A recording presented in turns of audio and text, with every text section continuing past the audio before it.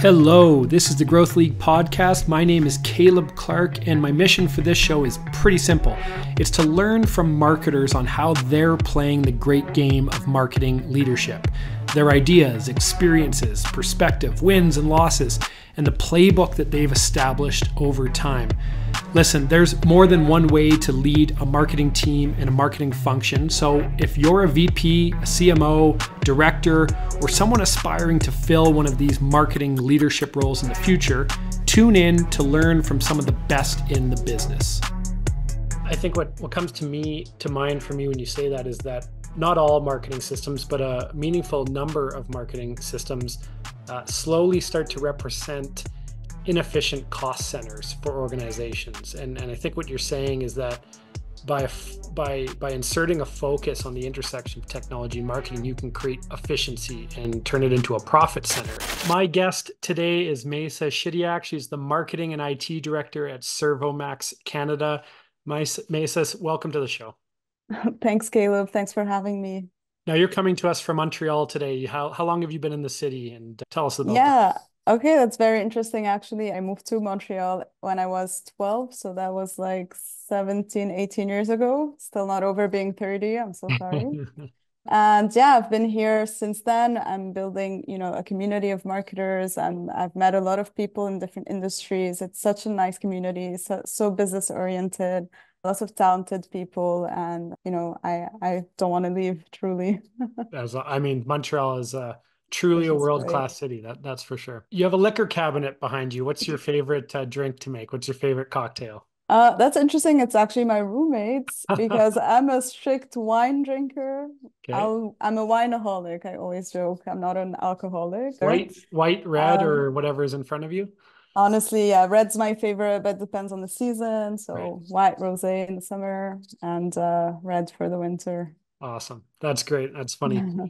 Can you kick us off by just giving us a quick rundown of what has your journey looked like as a marketer, all the way from the beginning, and what brought you to where you are today? Yeah, great. We're doing origin stories. That's right. Awesome. All right. So my first passion was actually movies and cinema. I went into that in, CEGEP. It's kind of like a college Like grade pre-university. 13, isn't it? Pretty much something like that. I think Okay. it's really specific to Quebec, but you learn a lot. So it was a great opportunity for me to find out that wasn't necessarily what I wanted to do. But I loved the creativity, and I loved, being able to share a message and make something come to life, right? Which, little by little, that led me to marketing. So I studied in marketing at Concordia University. I got my bachelor's degree, and then I went into the world of, the job industry. I started in an education industry. So I worked at a daycare. That was really random, but it kind of kicked off a little bit my career because I noticed that I loved everything that had to do with websites and graphic design and, designing brochures. So I had all the creative stuff, pointed down. But then, I wanted to start dreaming bigger Yeah. and achieving more. So I started applying to jobs, and then I went into the technology industry, and that changed my life. So first, I worked at a cloud consultancy boutique in Montreal. They used to, they're consultants for everything that has to do with cloud ERP and CRM. Mhm. And I learned so much there because I went from a junior marketing coordinator to a marketing coordinator to almost a marketing manager. So truly, I touched upon a lot of things. And this is where I understood the true value of marketing, wearing a lot of hats, talking to people, the value of making connections, collaborations. It really opened my eyes. And, I really loved the way that we brought the technology part into our marketing messaging because it's a complicated notion, technology as a whole. It can come off a bit intimidating. So being in a role where, from the start, I had to truly put myself in the shoes of, anybody, right? The Yeah. general population, and communicate the message where I'm saying, no, we're cool. This is great. Like, technology is awesome. And, Yeah. little by little, that kind of built up a passion for me where it became, natural to me to sell technology. But, being on a consultancy part is something, but also going into something that's more technical was also, a notion I didn't explore yet. So I went into the Avenue. I got another job in a software publishing group. That's where I really went full on technical. So truly, talking to developers, taking on a role that was more like a product management role. I learned so much from the process from A to Z of how a software comes to life, of how, the stakeholders come in, how the designer works and the copywriter. And, it's a true team effort, which is also what I love about technology is that it's not just one person who has it all. You really need everybody's opinion to truly make something great. Right. And then obviously once you have the product, you need to market it. So it really brought two of my passions together. But around that time, I realized that while I loved technology, I really needed to do something a bit creative still. So I opened a bit of a freelance consultancy, company. I don't think you can call it a company. It was just really freelancing services, but it was really fun because I got to meet a lot of people from different industries and share my knowledge, set up some content calendars for them, really do the basic marketing. Because I know, like, especially for startups in Montreal, sometimes they don't know where to start, where to go. They have this idea, but they need someone to help them bring that message to life. So that's Mhm. also something I loved being a part of. And little by little, this led me to arrive to a point where I'm like, okay, I love the tech industry. I love the creativity, but what's next? And this is where I found Servomax. So I have a personal connection to the industry of Servomax because my dad is in the food and beverages industry and I've always looked up to him. I really wanted to get into that industry myself. Hmm. So that was the door that opened because a connection was working there and I ended up getting the marketing manager role that brought me back to the fully marketing world, right? And yeah, so I started my journey at Servomax there, built my team little by little. We grew. Now we're a team of four, very interesting and talented people. This industry is just like it's chaos, but in the best way possible. I truly love it. And yeah, I'll get to the technology portion a little bit Well, later I was gonna on. maybe that Yeah. tees it up. I was gonna ask about that. So when you came there as a marketing manager, what happened? Was it a conversation? Was it something you proposed that created this role, this title? Which I mean, I had trouble trying to find a similar title in the industry, but marketing and IT director. Tell me Yeah. about how that role came up, that how that title came up. That really was a weaving together of the two areas of your passion that brought you to today. Tell me about that scenario. Yeah, absolutely. I mean, this is why I tell my full story because from the beginning, it's always been a bit of a tug of war, right? So is it technology, is it marketing, technology, marketing? And then, it's very rare to be able to do both in a company. What was interesting at Servomax is that because we were a smaller company, but it's a startup vibe, but it has big corporate goals. This is what I love about it. So it's a bit of best of both worlds. And I thought, I kept asking questions about the technology component. I kept, putting myself in meetings where I shouldn't be truly. But that was more my curiosity. And eventually, little by little, I started to show them that I knew what I was talking about and I could bring a lot of value to the infrastructure, the processes, the automations. I've been exposed to the world of technology for a long time. And at this point, it was like, I missed it a bit, but at the same time, I wanted to see how I could incorporate it at every level of the company.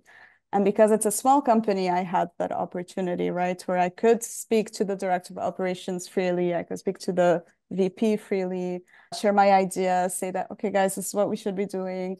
So it's really interesting of how it all came together. I would say it's really a lot of me pushing, but also being given that opportunity to explore that. Yeah. Okay, so this is really interesting because what you've proven to me is that you can advocate for your passion for the area where you think you can add the most impact and almost build a case around why this should be your role and why it should be called that. Is that how it went with you? Did you have to build a case that kind of justified here's what it's going to do, here's what my daily activities are going to, here's what I'm responsible for? And what advice would you give to others that have this unique intersection passion and need to advocate for themselves internally? Yeah, I mean, more or less, I'll say one thing though for sure. You can't do it if you don't have a team that you can rely on. Because for me to be able to explore other things than marketing, I had to be fully like, okay, my team has got this. I Right. can explore other stuff, right? So first advice is truly build a team of rock stars that you know that blindly you can trust, you know that they're going to get you there, you know that they're going to keep doing the work and they will come to you when they have a problem. So it's not always you following up, right? Because that will help you explore your other passions and put into work what you're good at. So if you're great at, maybe you're great at creativity specifically, maybe you could take charge into something more, on the advertising part or something more operational. Maybe you love processes and making things efficient. I would say what I love, what marketing teaches us is that you're never doing one thing. You're doing a million things always.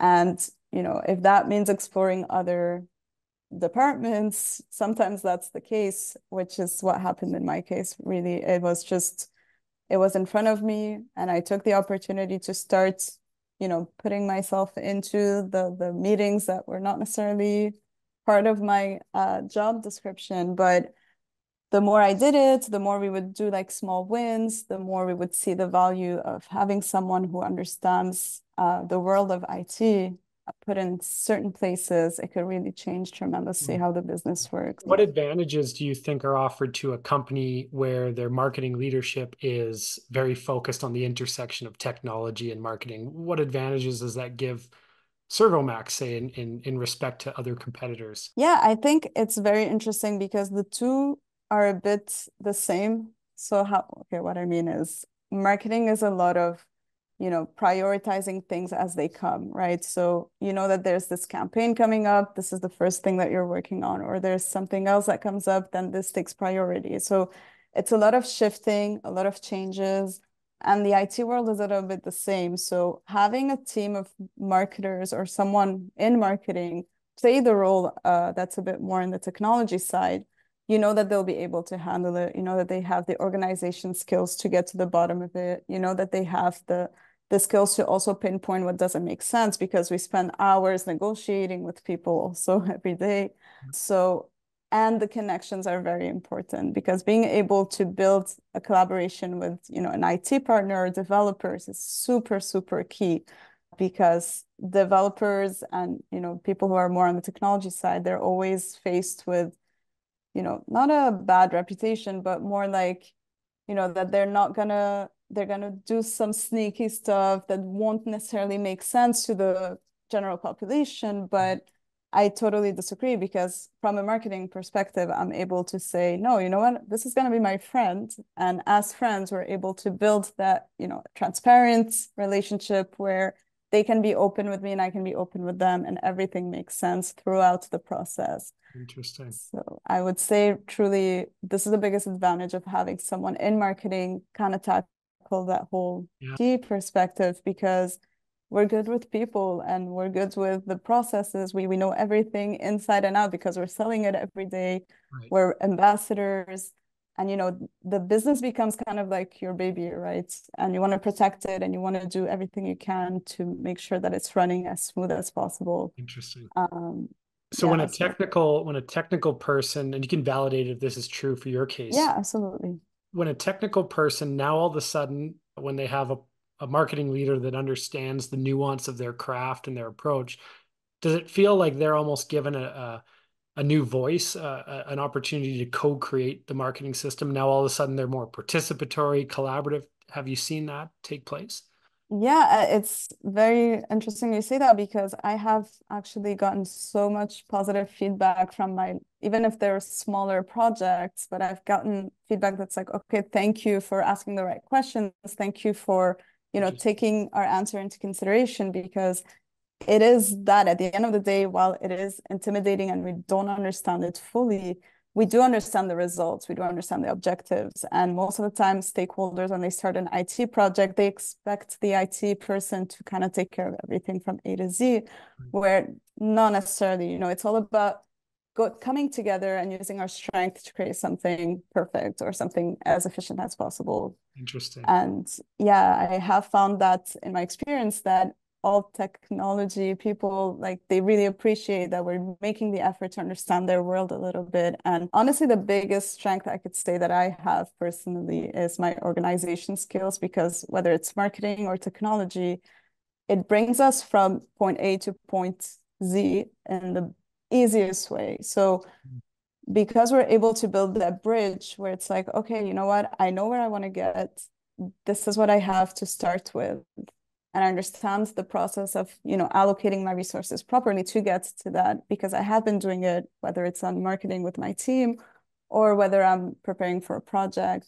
And it just, it increases your chances of getting a successful project. That's awesome. I think what comes to mind for me when you say that is that not all marketing systems, but a meaningful number of marketing systems slowly start to represent inefficient cost centers for organizations. And I think what you're saying is that by inserting a focus on the intersection of technology and marketing, you can create efficiency and turn it into a profit center.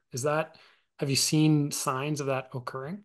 Yeah, and absolutely. I mean, personally, we use so many, like just from a marketing perspective, I'm going to focus on that for a little bit, but truly we use a lot of different tools to do our day-to-day, and it makes our life so much easier because having people who are tech savvy too, they understand how, they can kind of not monetize, but how to profit from the systems that are in place, right? So whether we're all using a marketing automation tool, yes, we have the ideas, yes, we have the results that we want, yes, we have the URLs, etc. But, doing that automation, processing it correctly, targeting the right people, segmenting the right audience, this is all part of the IT part that one marketer somewhere said, you know what, we need a tool that does this, right? And as marketers, when we use those tools, we're like, thank you for doing this, for making this possible, because, we see the value of being able to use those software and fully taking advantage of the whole potential that it can give. And honestly, I'll just share one thing. Yeah. Most of the time with automation tools or marketing tools, people use like 5% of what it can do because it's intimidating, right? Right. So learning about it, getting all of the knowledge from it, speaking to developers, speaking to support teams. I mean, the support team is there just to help you and guide you through that journey, right? I find it makes a big difference. And in every case where I've leaned into the support team, it's almost like they're glad you asked because they're sitting there ready to answer, but nobody takes them up. Exactly. Exactly. And often it's like easy requests, but when you challenge them a little bit, they're like, oh, okay, yeah, let me get back to you. And you Interesting. end up getting something super cool out of the whole experience. That's interesting.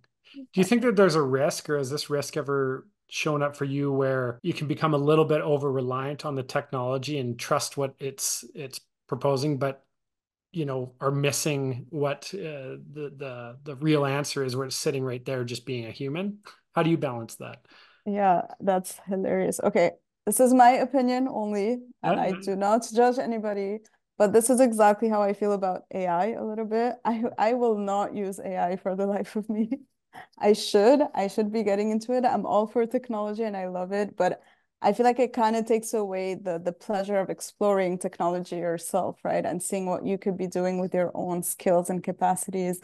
And for me, that's the risk, truly relying fully on someone to write your stuff and do everything that you need to be doing is kind of taking away the credit, if that makes sense, but also the developing of skills. So I like to, even though I have all these tools at my disposal, I like to take always a little bit of a notepad and a pen and really take notes and do my to-dos, scratch them out. So I'm a bit traditional on that sense, but I know that technology is always there to help me out when I need it. And I know that like each tool that I use has a specific objective, which is what helps me to kind of get everything done at the same That's time. interesting.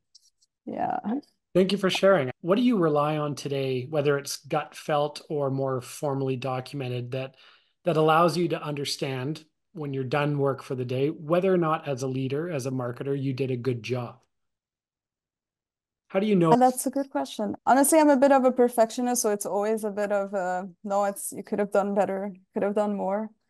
But I will say that I'm super happy when I hear like positive feedback from my team, like either, we're getting the conversion percentage that we've set for ourselves, or we're getting leads that are coming in and asking the right questions, or we even have a little like, internal competition. So like, is it coming from social? Is it coming from website? Like sometimes we'll just, have fun with that, because lead generation as a whole is truly the biggest part of marketing. And that's truly what defines whether you've done great or not, whether you're getting more followers, whether you're getting engagements. There's so many metrics that we're tracking on a daily basis. But on a personal level, for me, a good day is when, my team's happy, my team was able to do their tasks, I was able to do mine, we're getting through the week efficiently, and that, no IT problems have arisen. Yeah. So yeah. Tell me about yourself as a leader of people. So we've talked about technology and marketing strategy, but there's a team of I think 3 people on your team. What has been your lived experience and evolution in the form of marketing leader? I'm the type of leader who's a bit more like your friend than your leader, because I believe that everything is shared. So when you're part of a team, it's a shared positive feedback. It's a shared negative feedback. Whatever is happening in the team, we're all sharing it. We're all part of it. We're all as responsible as each other, or we're all like we get all the success and the credit. So I act truly like a member of the team, but at the same time, I'm not afraid to kind of get in there when I see that there's a bit of hesitation, or when I see that the direction isn't going where it's supposed to be going, because I do believe in my experience, and I'm confident that I have learned so much so far.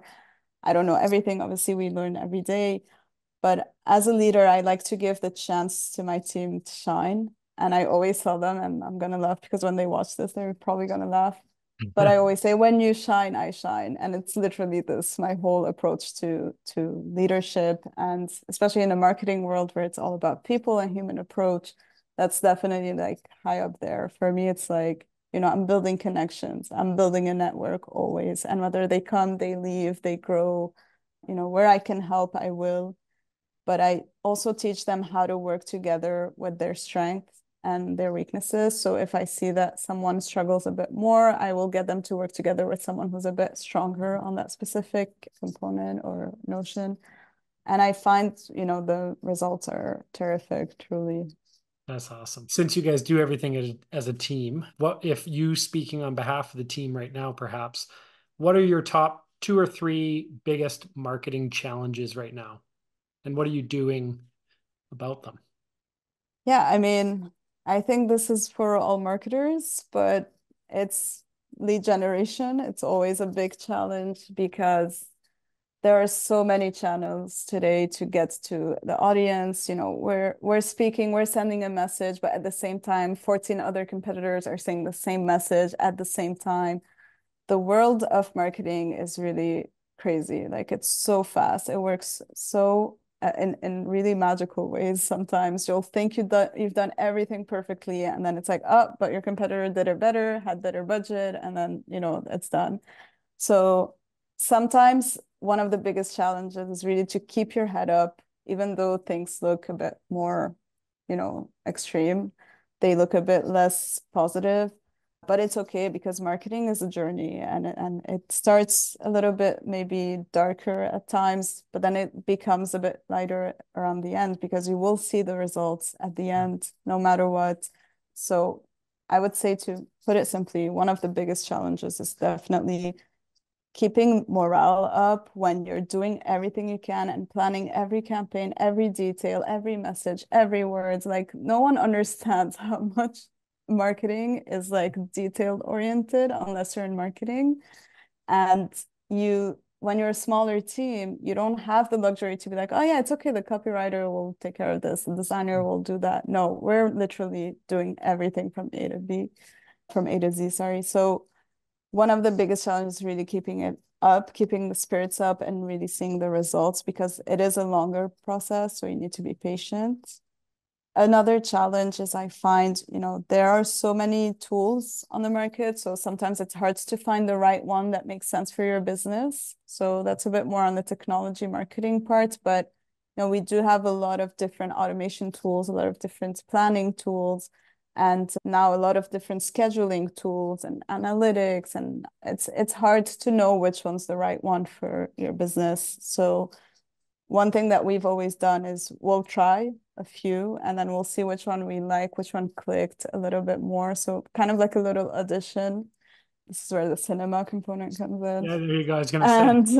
And, and yeah, so we'll try it out. We'll see what we like the best, what's the best fit. And because you need to try them. So that's definitely something that I have found in my experience was very helpful. But yeah, lots of information. And if I think of a last challenge as a team in marketing, I mean, there are obviously, restrictions for every team. We have to work with the resources that we are given. That's not always a huge issue, but for marketing, sometimes people expect to spend a little and get a lot of results. And we know on a marketing perspective that that's really impossible. Sometimes you really need to spend a lot more to get more.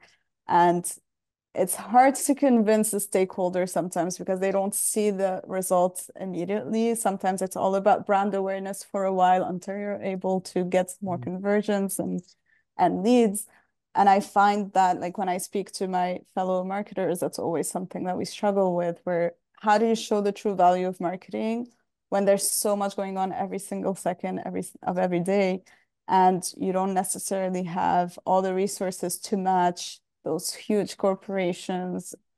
So I find that's definitely one of the challenges that we faced. So if I was one of these stakeholders, you don't have to give the perfect answer, but what does the story sort of sound like when you're trying to justify what the investment that you and your team require and what you're going to be doing when I can't really reach out and touch the results? How does that sound? Yeah, I mean, I'm a bit of a believer in that, good things take time. And I always lead with that. Sometimes it's not going to happen overnight, but when you do believe and you do put in the work, eventually you're going to see the results no matter what. And it's funny you ask because that has kind of happened a little bit where the first year I started working at Servomax, we were kind of being a bit more restrictive in how we were spending things. But then on the second year, every time we would see anybody, we saw the organic value. So they'd be like, oh my God, we love what you're doing on your socials. We love what you did with the website. So many different like feedback and positive comments, that got the stakeholders to believe in the cause a bit more, where it's like, okay, that makes sense. We are being noticed, even though we're not getting the results as they should be. And within a couple of weeks, we saw like the leads just start coming in, etc. So it does take time. And for me, I always use I tell them we're doing what we can, we're doing what needs to be done, and with what you give us, basically. So you give me the ingredients, I make the recipe, but it takes time to bake, right? So give it a little bit of time and you will see the best cake in your life. I love it. Now, if you string a few of those success stories together, then all of a sudden the belief amongst the stakeholders, I would imagine, increases as well. So remain committed, stay Exactly. connected, show them, Absolutely. and then it's easier next time. Yeah, I would say don't give up and truly keep talking, keep getting them involved in the marketing world, because they're like, yes, we have Instagram, LinkedIn, etc., but we're not necessarily understanding what those tools can do. And sometimes you need your stakeholders to get to the results that you want, right? Because one share from your VP is like so Yeah. much more efficient than, me sharing that I had ice cream yesterday. So it's a lot of different, the different roles and different characters can also build up on that, and they see the value when you ask them. So I've done that actually with my VP, where I'd be like, you know what, you share a post and see, and then I would show him like when we share it from the page versus when he shares it, how it goes, right? The impressions, how they're like, Yeah. 4 times what we would get on the page.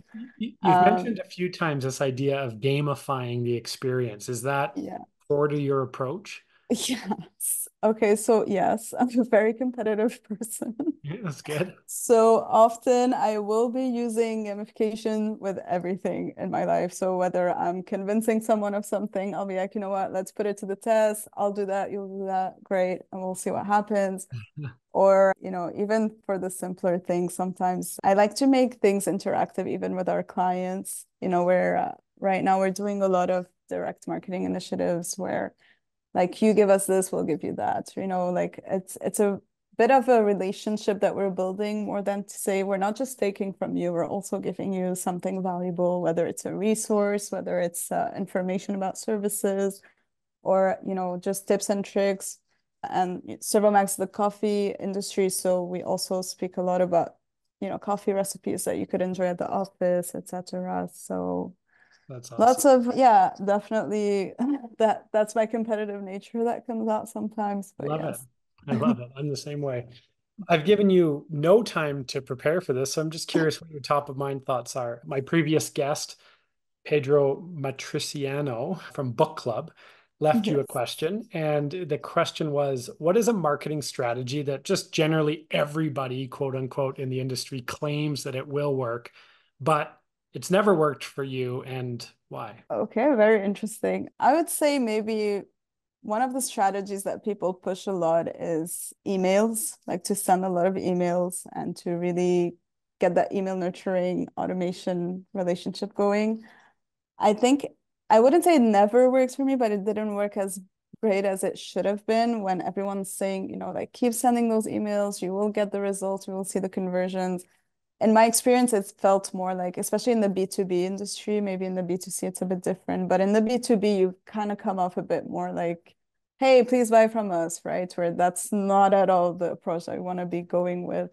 I have found that in the opposite, when you're giving something, like I had mentioned, it's always better. So whether you want to send an email, there should be something valuable in there, which is not always the case when people think about the email marketing strategy.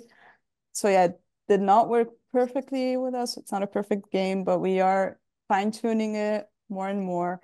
And, the more we kind of incorporate that interactive aspect into it, the more we're seeing a bit more of engagement.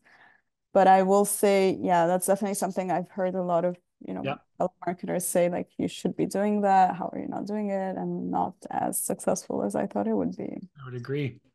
Yeah. For my next guest, is there anything that you're curious about that I can leave as a question for them? Yeah, I think I'd be curious to know, like, how do you determine which channels to go with? Because I find that today we have so many digital channels available. Do you ever kind of think like, no, maybe we shouldn't go digital, we should go traditional, or maybe digital is the way always? I'm very curious to know how do other marketers kind of deal with that topic as a whole. Awesome. Well, I will ask and I'll let you know. Thank you. Thank you so much. My guest, Mayssa Chidiac, Marketing and IT Director. You're not going to see that role a lot for Servomax Canada. Love the way you're playing the game, and thank you for sharing. Thank you so much, Caleb. This is great. Thank you. I hope I can help people and that we can keep building a community of marketers together. I love it. Thank you so much. Thank you.